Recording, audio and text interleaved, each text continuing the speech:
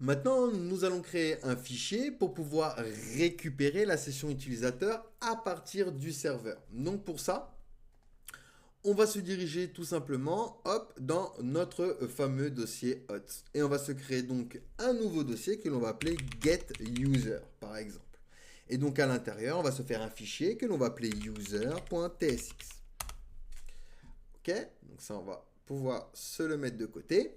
Donc ici, on va importer déjà tout ce qu'on a besoin. On va avoir besoin de get server session. Donc ça vient de from next-hot. On va avoir besoin de nos options.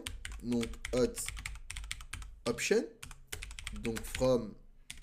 Et on va donc aller chercher en remontant dans lib hot option.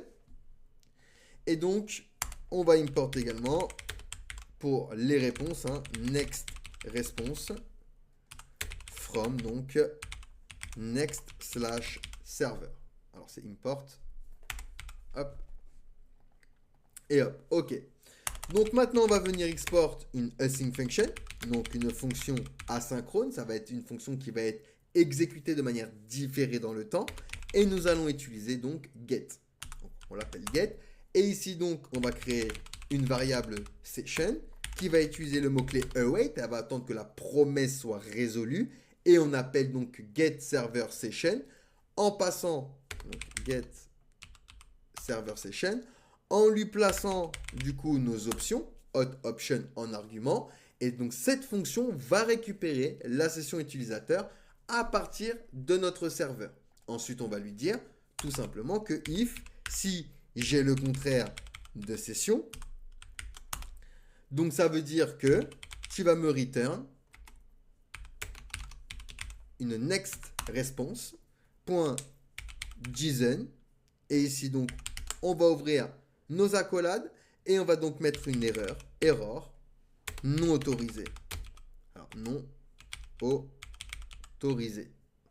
Avec un statut, on va venir préciser le statut, donc le statut 400 qui est le statut non autorisé. Donc si l'utilisateur n'est pas autorisé, on renvoie une réponse JSON avec un message d'erreur non autorisé et un code d'état 400, donc bad request, à l'aide donc de nextResponse.json.